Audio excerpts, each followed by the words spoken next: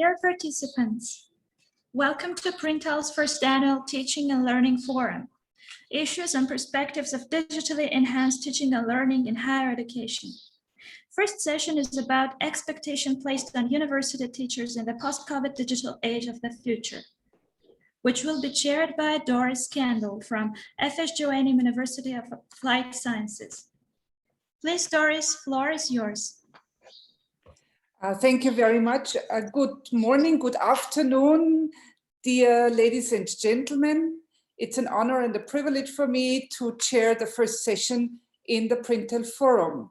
This forum brings together professors, lecturers, researchers, and policymakers from Armenia, from Georgia, from Belarus, and from several European Union states. And we are very honored and pleased that we can discuss current developments in online teaching. The forum takes place in the context of the project PRINTeL, which is an Erasmus Plus project co-funded by the European Union. This project started actually already before the pandemic. However, the latest developments have shown that competencies of lecturers in online teaching is crucial for the success of our universities. Also, the PRINTeL project has enabled us to build lots of very valuable connections between Armenia, Georgia, Belarus, and European Union countries. And so I would like to give the floor now to the first speaker. It's an honor and a privilege for us that Deputy Minister Zhanna Andreasyan from Armenia is with us on this morning. And please, I would like to invite you now to give your welcome speech. Well, thank you very much, dear colleagues, dear guests. Let me, on behalf of the Ministry of Education, Science, Culture and Sport, express my pleasure to participate in the PRINTeL'S first annual Teaching and Learning Forum. These kind of forums are highly appreciated in terms of effective discussions, exchange of best practices in an effort to realize the right to education for everyone.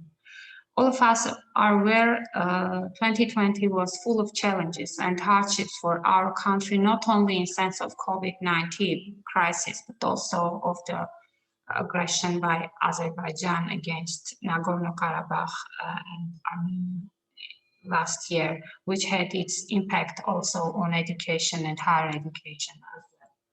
Emphasizing the importance of this webinar and turning to today's agenda, I would like to mention that from the very beginning of the spread of COVID-19 in Armenia, all possible and means were implemented to ensure the most effective opportunities for our educational institutions, taking into account necessities for both teaching and learning processes.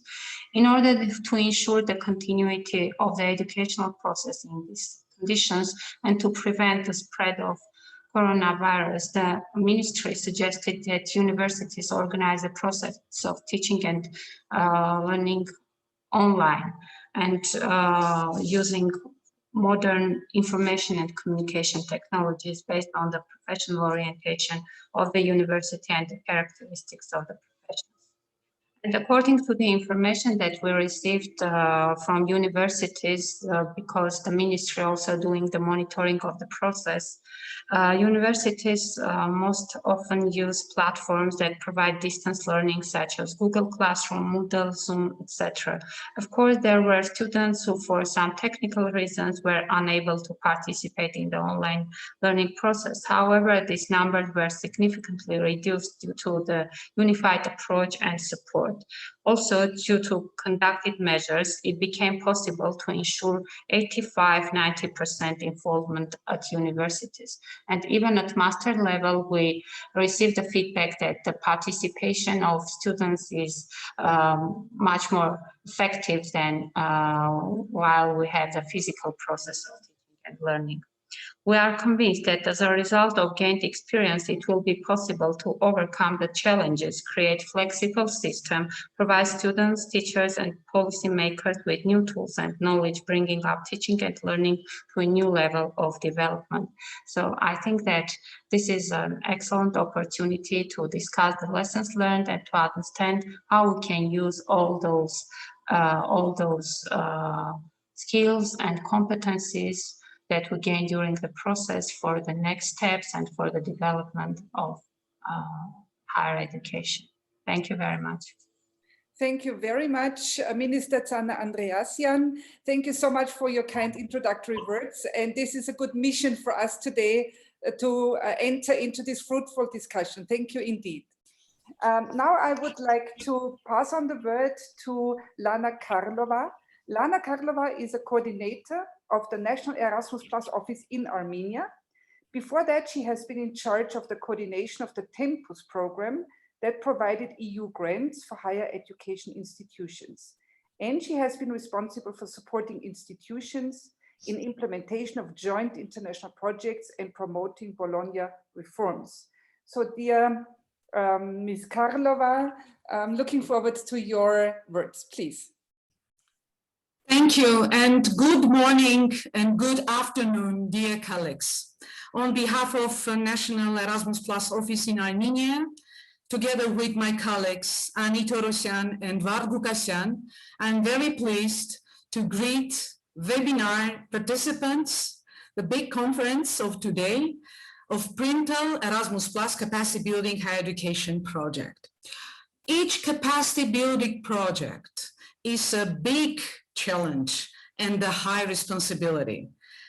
A challenge is in making changes and improvements in daily life of the universities, and responsibilities for the present and future professional life of the, particularly, first of all, for students and academic staff. PRINTeL project is about quality, is about modernization of higher education. Actually, this is the main focus of previous Tempus and current Erasmus Plus capacity building projects, and of course, one of the targets of Bologna reforms. And PRINTeL is applying particularly to the integration of new technologies and teaching and learning methods. And very, very crucial about the teaching, innovative teaching methods, embedding them. A new generation of students is very, very different. They are born with the quick and smart engine in their minds, and another perspectives, another perception on how to learn. And actually, academic community must follow these trends and be prepared professionally and trained accordingly, especially in these turbulent and absolutely, lost coronavirus times, very, very difficult times. Through 3 years of implementation of PRINTeL project, trainers, academic staff of partner countries from Georgia, Belarus, and Armenia, they had their intensive training sessions in the European universities of Porto, Barcelona, Linköping, Graz, and Leuven. Thank you very much. Thanks to our European colleagues, to your commitment and to transfer your knowledge and skills on how to create, how to manage interactive teaching. Actually, this is the big demand from our institutions, from the post-Soviet countries. And this kind of projects, which are targeting academic staff, administrators, for the improvement of their daily teaching, attaching to the new technologies, it's absolutely crucial. 130 people, academic staff, became trainers, and they have these responsibilities for the colleagues of their home institutions, for train them, and also daily responsibility for their students. The teaching staff development centers, which are opened already in 3 partner countries in these 9 institutions, we hope that it will be very important meeting points at each institution where trainers, students, newcomers will see each other, those people who are very interested for upgrading their capacities, for learning more, for being and doing more in an efficient way. A very, very special thanks, of course, to the coordinator of the PRINTeL project, Mr. Andreasyan. Thank you and your very, very devoting team for being very committed and very goal-oriented and following on the right principles of developing project, implementing project. We are very highly appreciate and really proud of the results of the project and the way of implementation.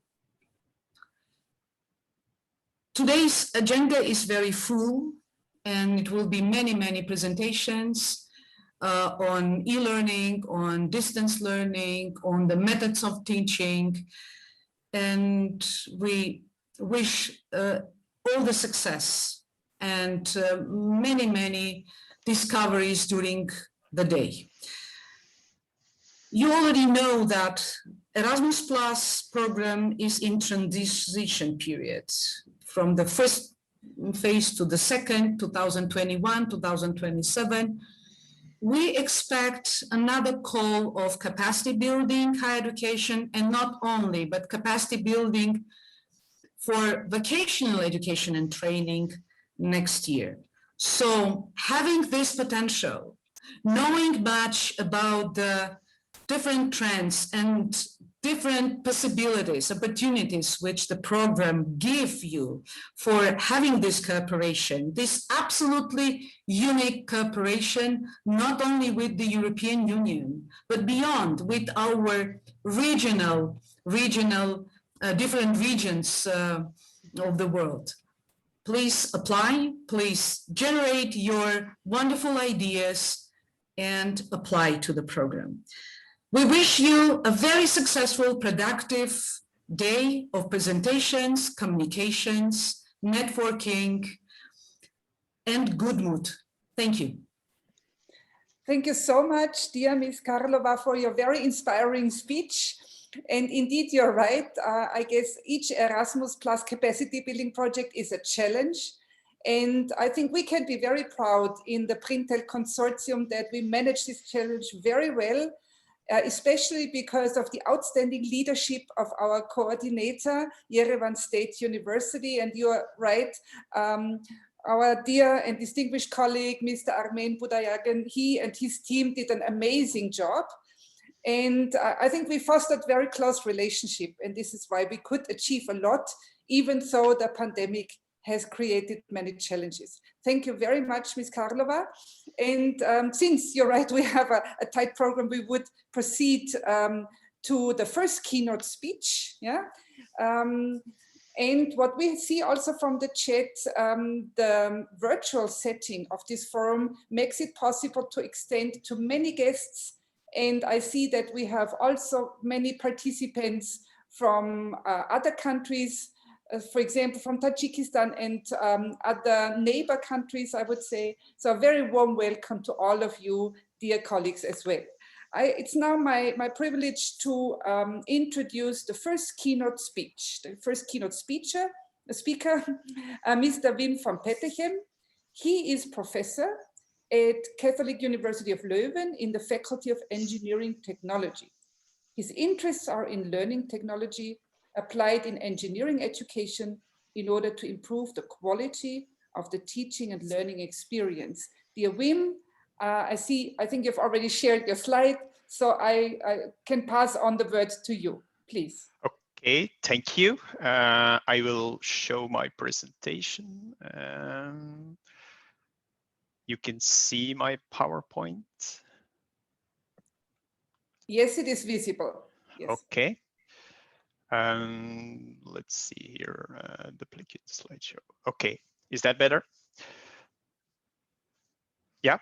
Yes, yes, fine.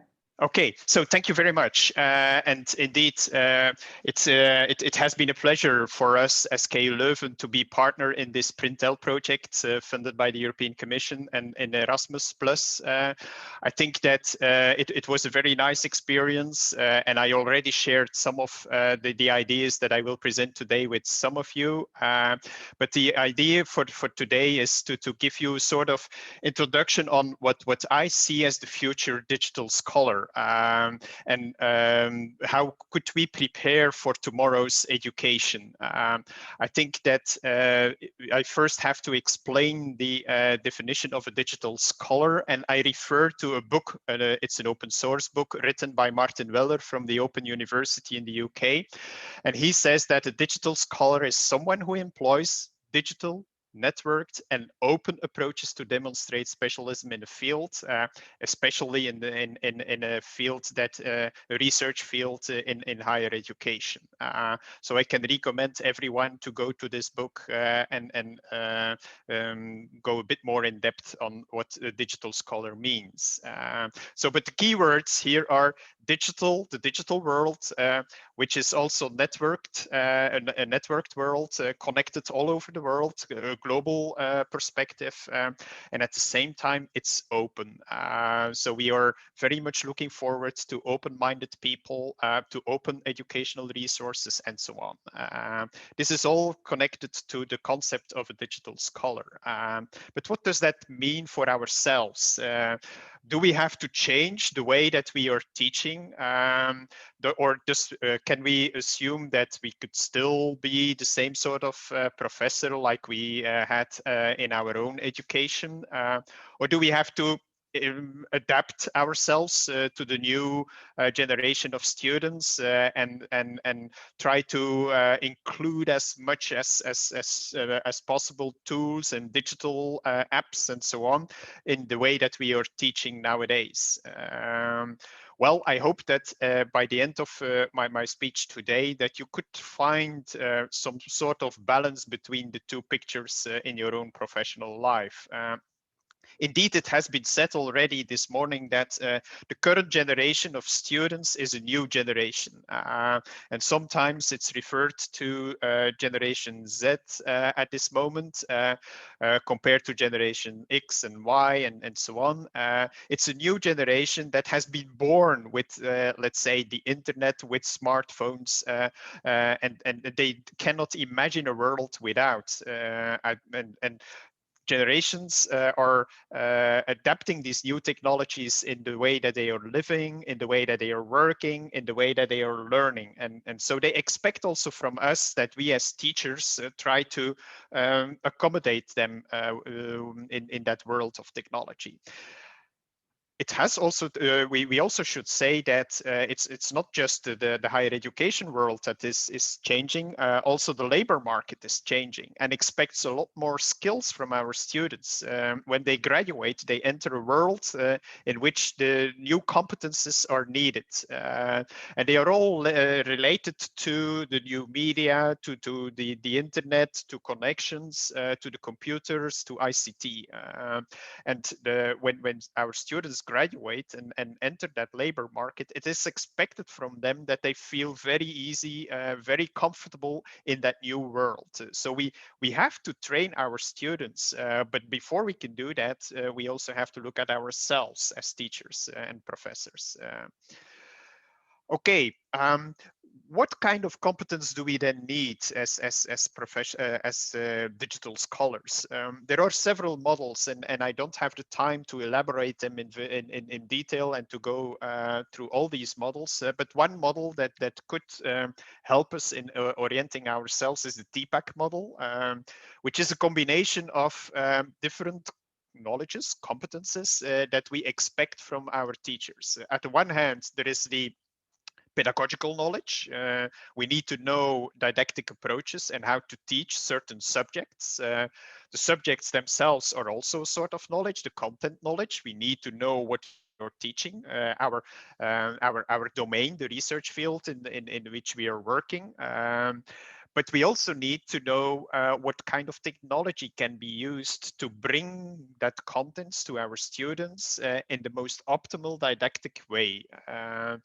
And the holy grail, let's say, of the TPAC model is that we are ending up in the middle of that diagram where we could combine all these three knowledges into something which is useful, is effective, is efficient to help our students in their learning experience nowadays.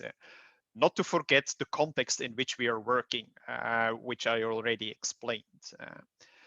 There are other models, and I refer here to a model by JISC, which is the UK organization helping universities in the UK with their ICT policies and strategies. And they also say that if you want to become a digital scholar, then you need certain capabilities, literacies about information and data and media. At the one hand, you need to be able to create digital resources.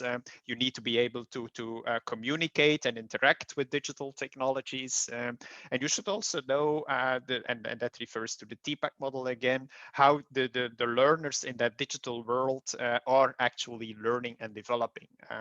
And again, the context is important here. You should not forget that we also should think about digital identity and well-being, things like privacy and feeling comfortable on the internet. Again, it's a mixture of all these things together that will help us to become a digital scholar, what they call digital capable scholars. Also, the European Commission has worked on a framework, the digital competence framework for citizens in general, but they also have a particular one for educators. And you see the link here on the slide where you could find more information about this. But here again, you see that in the middle of the picture, that's the body, let's say.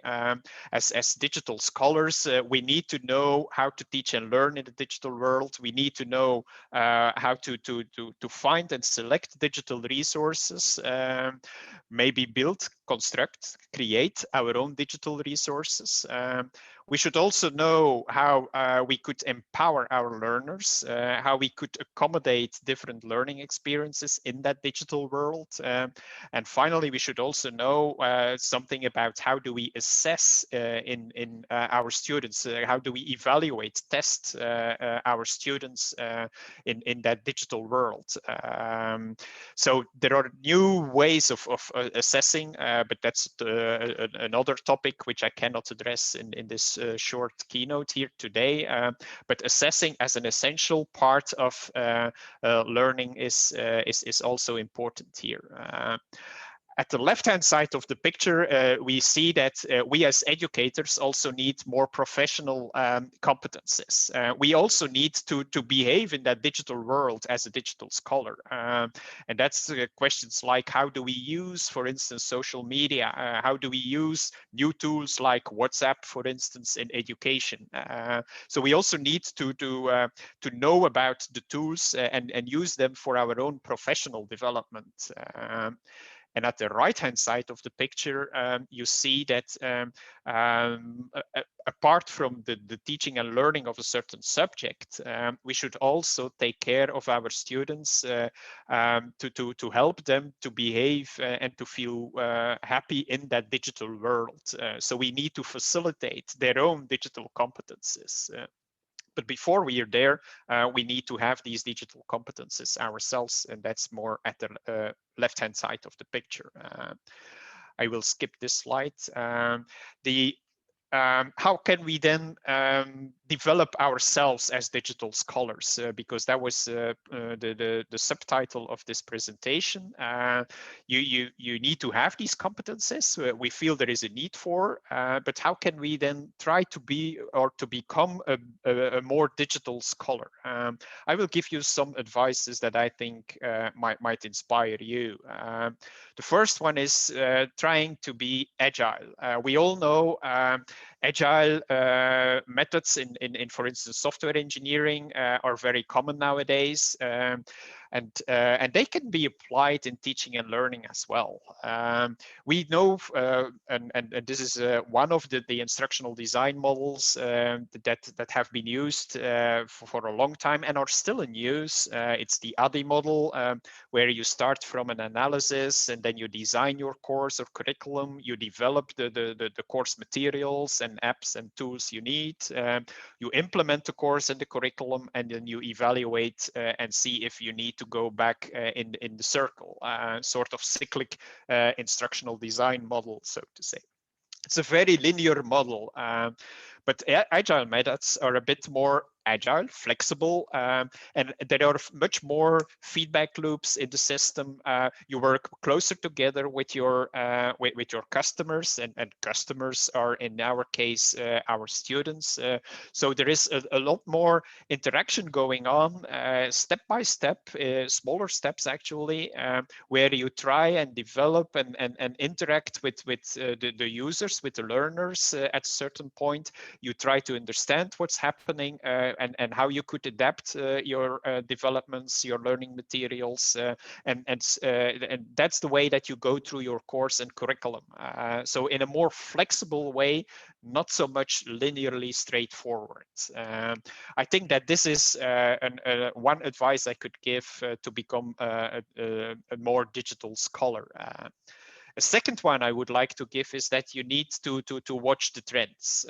You need to be aware of what's happening in the world. And I will give you just two trend reports that I find quite important and that might help you in seeing what's happening around us. Where are the trends? What are we looking at? Where do we need to maybe make changes, innovate in higher education? And one report is the EDUCAUSE Horizon report.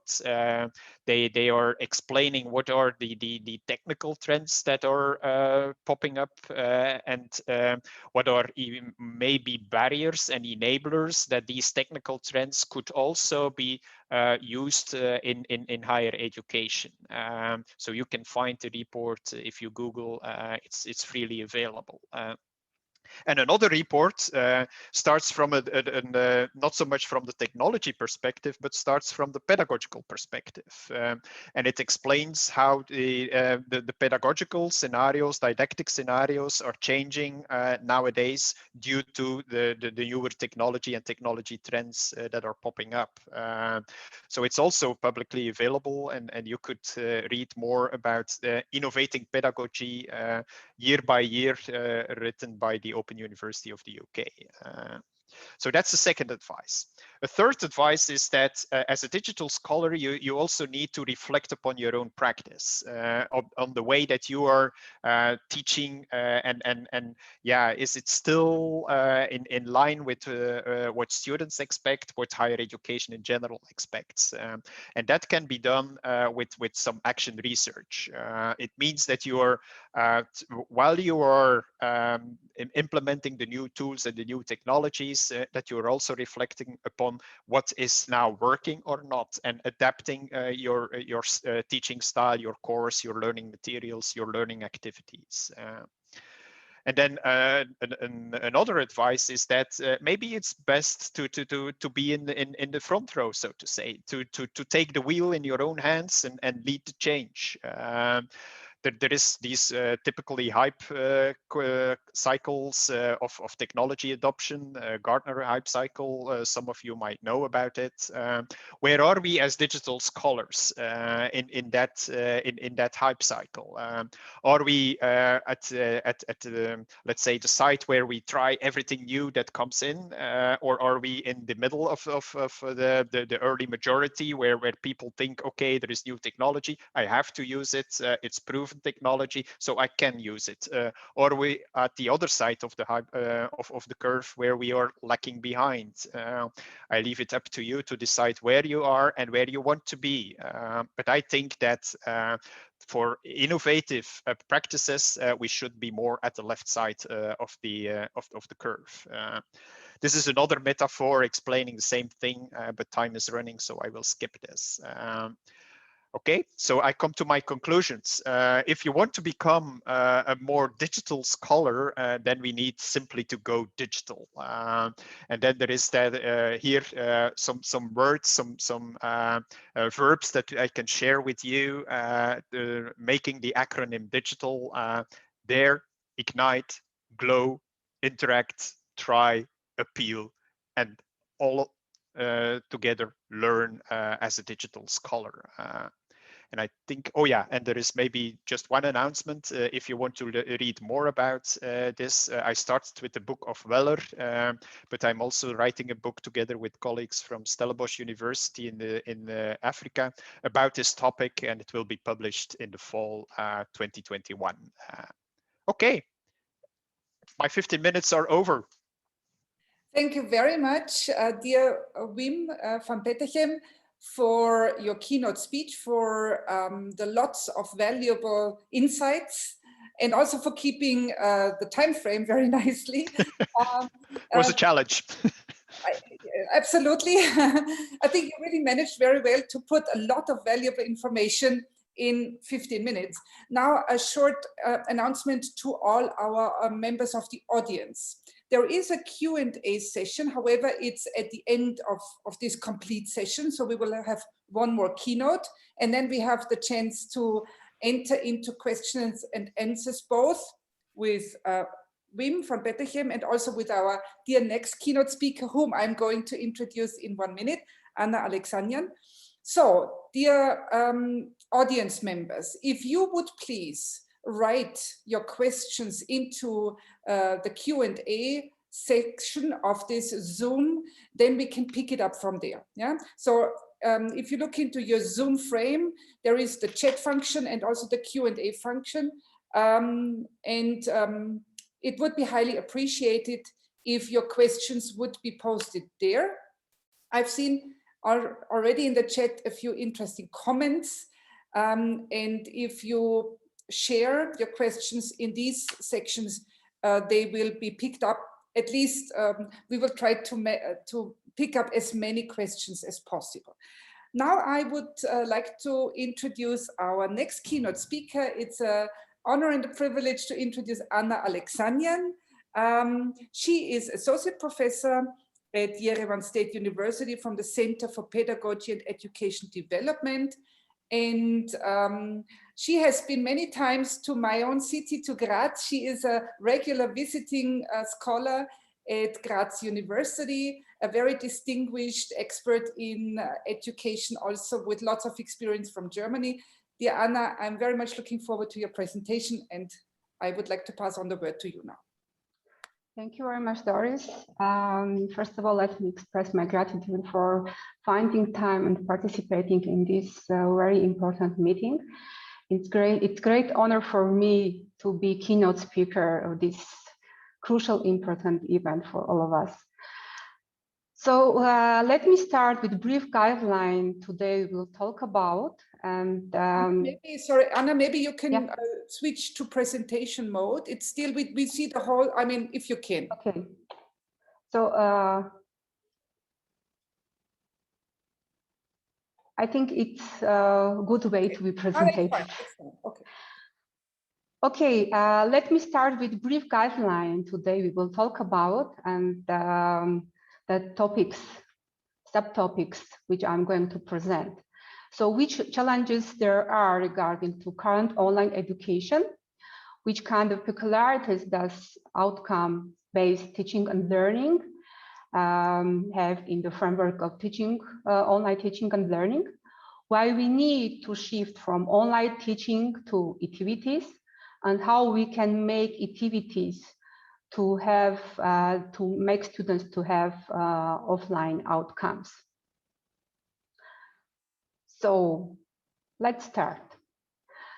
We are all now in the same absolutely new educational reality, which is pretty challenging for every one of us.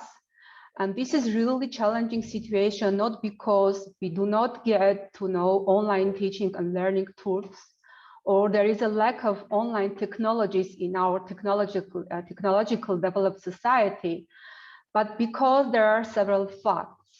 For example, we don't have an opportunity to choose, and we automatically set online teaching in contrast to offline or face-to-face teaching learning, because we have general situation regarding to COVID and this pandemic, and there is totally poor online teaching, and this is the fact with which we have to be aware.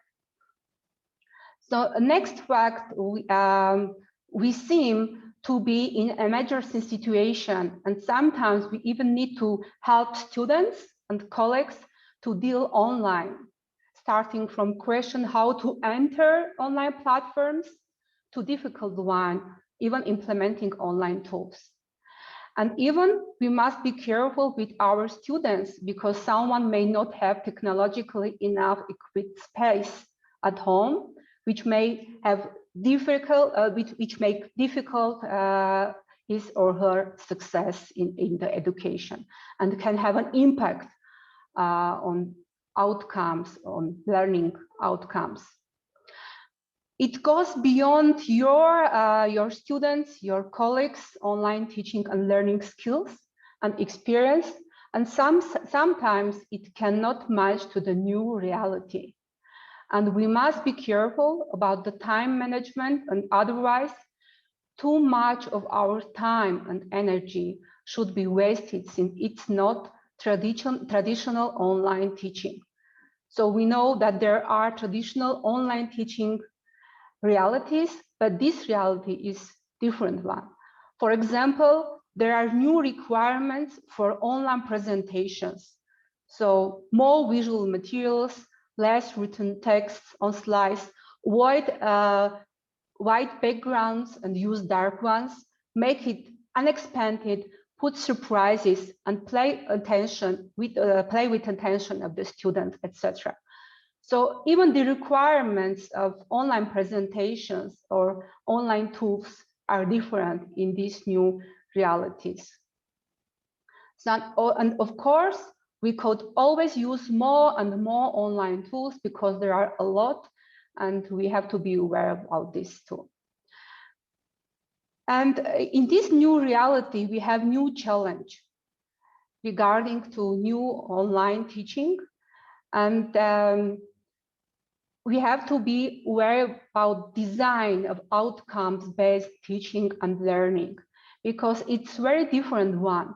When we have to be focused on the students' outcomes, because we have the reality student-centered learning, we want to be successful in this, then we have to be focused and conduct online teaching, concentrating on the outcomes of the students.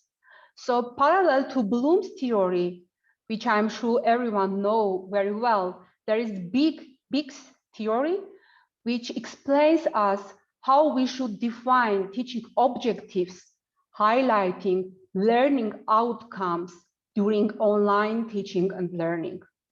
And that is why we have outcome-based teaching and learning, which is more typical to online teaching and learning. It is a very important fact to think about, because sometimes focusing on the content of education or on the teaching topics, we forget students' achievements. But our students need more competency-oriented experience. because they are future specialists. That's why PICS recommend us to think about outcomes more than about the objectives, because student-centered teaching and learning formulation should not be only on the pages of papers and on the written reports about education. And now, trying to answer to these 3 questions, just for yourself. And these questions help us to understand how we are successful in online teaching and learning, how we are successful in online teaching, and how we help our students to conduct successful online learning. Are you aiming at content, trying to evaluate students based on how well know and perceive their topics? Are you aiming at engagement, trying to evaluate what the students can and how deep that relates to teaching? And are you aiming at understanding, trying to evaluate students based on how well they apply and do the tasks?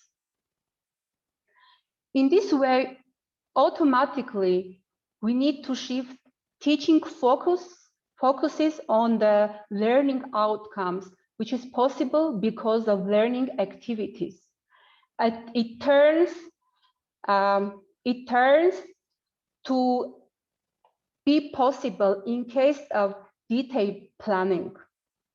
During the planning of the teaching and learning, we need to be aware about the alignment of the 3 elements: desired or intended outcomes, aiming at deep learning with higher level engagement, actual or real results of learning activity, experience, and competencies, tasks to be observed learning outcomes during formative and summative assessment. And the most important question is how to come to the offline outcomes during online teaching. The logical sub-questions which should be answered for effective offline outcomes are following. What topics teachers have to teach and how they should be defined, how these topics should be defined? Or what tools need teachers to teach effectively during online teaching and learning? So what are students supposed to do with this content, with this kind of content of education and with this kind of reality of online education? What students have to learn and how they must learn it? So should a teacher follow up students and how should teacher follow up students? Range of online learning activities or activities from high level to cognitive level need to be activated in order to answer to these all questions, because activities are at the center of online teaching and learning to achieve very specific objectives of teaching and very specific outcomes of learning. You can find a lot of guidelines of activities, how you can define successful activities or how we can activate students during the online classes. But there is very important moment, how we are concentrated on this kind of activities. Whether this kind of activities help you to make your students achieve their online outcomes.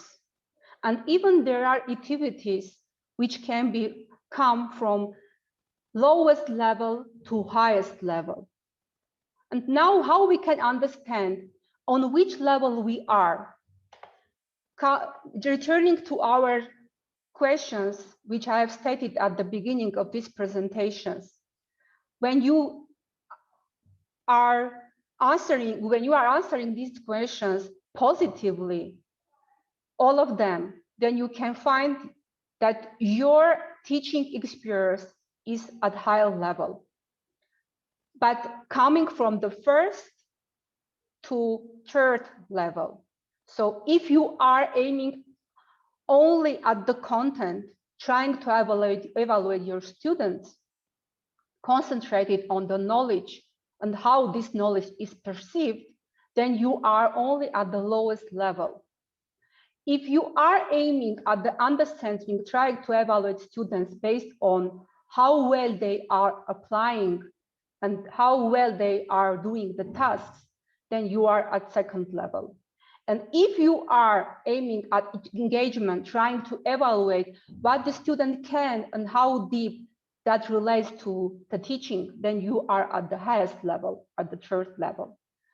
So it's very important to be concentrated, because somehow the intention and the effect of the teaching and learning are different.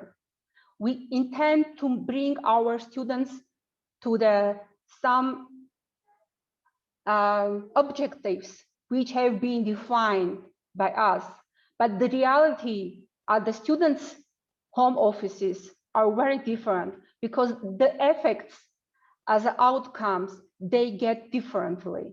So let's try to be concentrated on this fact, and don't forget that we all continue to learn everywhere. Thank you very much for the attention. Thank you very much, dear Anna Aleksanyan, for your presentation. And as you pointed out, it is an important process that we consider our digital teaching and at the same time focus on digital and also offline skills that our students should generate. Thank you very much. Now, dear ladies and gentlemen, it's now time for the questions and answers session. And I noticed that 2 questions have already been posted into the chat, into the questions and answers session. I invite more persons to post questions if you like. And it seems to me that both of the questions relate to the skills of teachers. Yeah? As Wim has pointed out in his speech, most of our students, they belong to the, I would say, well, they are digital natives. Yeah, most of our students are digital natives. However, professors usually are digital immigrants. And therefore, I think it's often not simple to motivate our colleagues, especially at the senior level, that they would actually start into this change process, because it's a considerable change process. And here I would like to ask both Wim and Anna if you could share from your experience what could be done to support this probably also change in the mindset of the lecturers in order to engage effectively in online teaching. Wim, can I please pass on the word first to you? Okay, thank you. Yes, I can start to give an answer. It's not an easy question, and you remember the curves I've shown, the Gartner hype cycles and so on, and where you are on the perspective, the spectrum from early adopters to lagging behind. But maybe what could help? Well, 2 things that comes into my mind. One thing is that you need to have enough support within your higher education institute to help the teachers, and support in all ways. I mean, that could be human resources that actually help the teacher in developing learning materials, in setting first steps in the digital world. So that's something that I think that is very important, and it should be organized and supported and empowered by the management of the university. There it starts. They should also provide, let's say, the resources. I mentioned human resources, but also maybe financial incentives. These are all important measures to take, and it should start from a strategy plan with an action plan and so on. Supported by the government, you need to organize support at all levels in the university, I think. Could be at the central level for the whole university, all faculties, but it could also be very close to the teacher and especially senior lecturers, as I see mentioned in the question. I think that this is one part of the answer. A second part of the answer, if I may continue, is maybe, and we sometimes forget, but we could also use the students themselves in helping the teachers. If we talk, and we talk a lot about student-centered design nowadays, and student-centered teaching and learning and whatever, but why then not thinking about the role that students could play in also motivating the teachers in the university. Students are maybe more keen on using this technology, and they also want to let's say explain what they are doing, and you could, as a teacher, if you are smart enough, you could also learn a lot from these students, and let them experiment and let them try things out and let them then instruct you how to further use these tools into your own practice as a teacher.